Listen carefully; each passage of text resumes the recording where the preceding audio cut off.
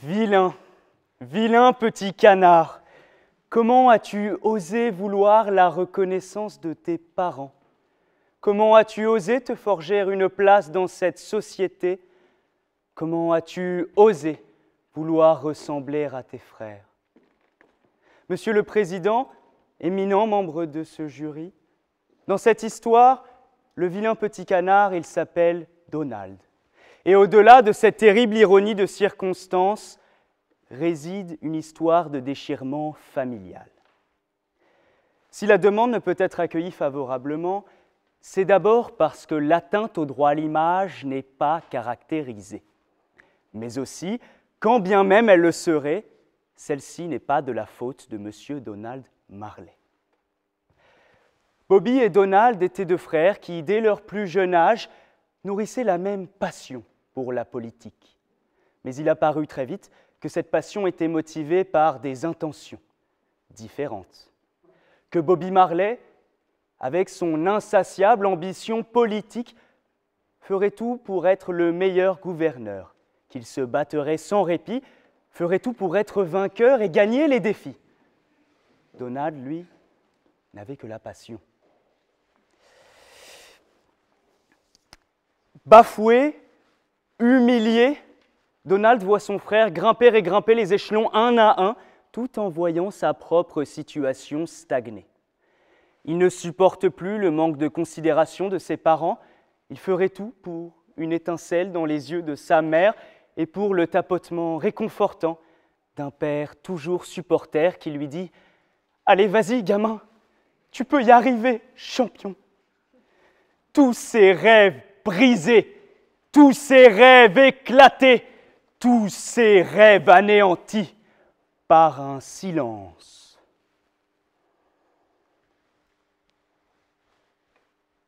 Ce silence, Monsieur le Président, membre de ce jury, c'est celui de l'indifférence d'un père et des appels d'une mère qui ne sont jamais passés. Ce silence, il vous apparaît insupportable pendant 5 secondes. Alors imaginez à l'échelle d'une vie. Mieux que quiconque, je sais à quel point il est difficile de porter le patronyme d'un homme politique notoire comme M. Marley, et je comprends le malheur qui émerge lorsque, faute de réussite, on devient le vilain petit canard de la famille. Mais face au développement professionnel s'accélérant sans cesse de son frère, Donald ne peut plus laisser le mensonge persister. Il se doit de rétablir la vérité et de faire éclater à la face du monde qui son frère est réellement, avant qu'il ne soit trop tard. Et c'est pourquoi, dans un geste de grâce pour la nation, mais aussi de déchirement personnel, Donald lance l'opération Vérité. Mais dans un retournement de situation des plus romanesques, à en faire blêmir les films de Shyamalan, on nous apprend que Bruce Willis était mort depuis le début. Ah non, pardon, que M. Marley attaque non pas le magazine qui a publié sa photo, mais bien son frère en justice pour atteinte au droit à l'image.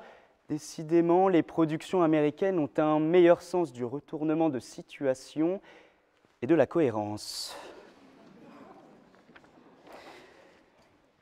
Cette saisine de justice apparaît comme le dernier affront fait par Bobby à son frère Donald, comme un dernier coup de poignard dans le dos fait à un frère plus vulnérable.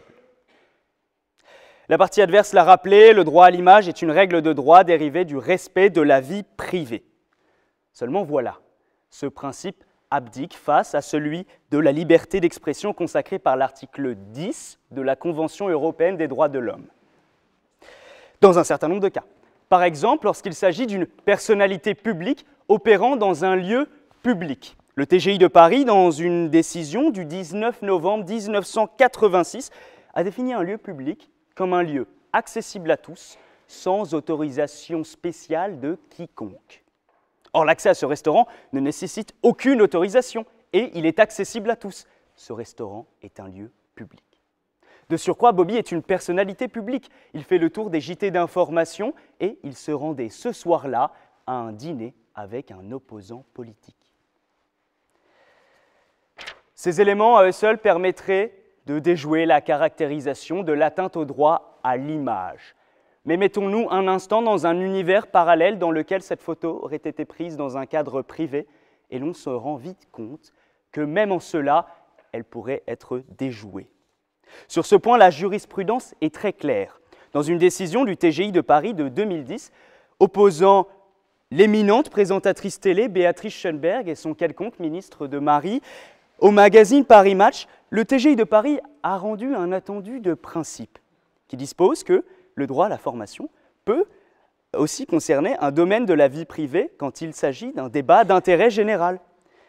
En quoi savoir que M. Bobby Marley soit capable de perdre le contrôle à tout moment présente un débat d'intérêt général, me direz-vous? Eh bien, c'est plus simple que ça en a l'air. Face au fulgurant début de carrière de Bobby, on peut aisément imaginer que celui-ci accède à des postes à représentation plus élevés, comme celui de la présidence de la République. Un président de la République se doit de se rendre à un certain nombre d'événements importants. G20, COP24, Salon de l'agriculture, même s'il réussit à éviter ce rendez-vous annuel avec la France profonde au parc des expositions de la porte de Versailles, sachez, soyez certains, que les intelligences internationales finiront par le savoir, la faute à un système de renseignement en pointe de la technologie. Merci Huawei. Souvenez-vous de cet entretien privé entre Nicolas Sarkozy et Vladimir Poutine, duquel le chef de l'État français est sorti livide. En même temps, il a dû se prendre un bon gros coup de pression, si vous voulez mon avis. Imaginez maintenant Vladimir Poutine, fort de cette information, de ce secret, disséminer ça et là dans le Kremlin des canards pour déstabiliser le chef d'État français. Voulons-nous être à la botte des Russes pour un président faible? Je ne le crois pas, et les Français se doivent de le savoir. Aurions-nous voté pour Mitterrand si l'on avait su qu'il était gravement malade? Je ne sais pas. Aurions-nous voulu Christophe Castaner en tant que ministre de l'Intérieur si l'on avait connu son goût pour les shoots de vodka? Encore une fois, je ne peux pas dire. Simplement, nous ne pouvons pas réécrire l'histoire, mais il est encore temps d'être au courant sur celle-ci. Et puis quand bien même il y aurait atteinte au droit à l'image, par je ne sais quelle sorcellerie, Donald Marley n'est en aucun cas responsable de ce tort. En effet, seule la publication d'images porte atteinte au droit à l'image. Or, Donald n'a jamais publié ces images. Ce sont les photographes qui, éventuellement, sont responsables de cette hypothétique atteinte au droit à l'image, non pas le vilain petit canard désigné de la famille. Il est impossible de nier que les frères Marley ont eu leurs différends au fil des années, et peut-être faudrait-il qu'ils songent à faire de la thérapie familiale. Mais se battre sur le terrain judiciaire n'est pas une thérapie appropriée. Ce n'est d'abord pas une thérapie suffisante, mais ce n'est surtout pas une thérapie convenable en cette période d'inflation législative. Parler de philosophie, c'est bien. Parler de droit, c'est quand même un peu mieux. La partie adverse a défendu un pseudo-trouble psychique de M. Marley. Mais au-delà de la nature rocambolesque de ce dernier, il serait peut-être bon que la partie adverse révise ses cours de procédure civile. Article 15, bon sang, article 15 quand même, cet article qui dispose que les parties doivent se faire savoir les éléments de preuve qu'elles produisent. Nous n'avons pas dans le dossier d'éléments de preuve, de dossier médical attestant de l'anatidaephobie de M. Marley. Et vous savez, Monsieur le Président, membre de ce jury, pourquoi nous n'avons pas d'expertise médicale attestant de cette phobie? Parce qu'elle n'existe pas plus que les licornes, la poudre de perlimpinpin ou le sexe à pile de François Hollande. Ce sont des légendes urbaines.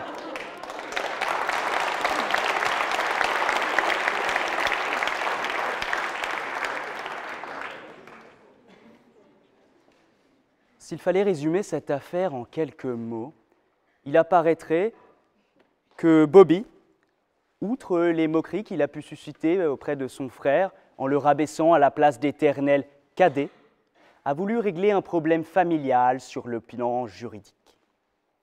C'est pour cela, et au vu des éléments portés à notre attention, que nous demandons que la partie adverse paye l'intégralité des frais du procès. Je ne vous épargne pas l'article 700 du Code de procédure civile.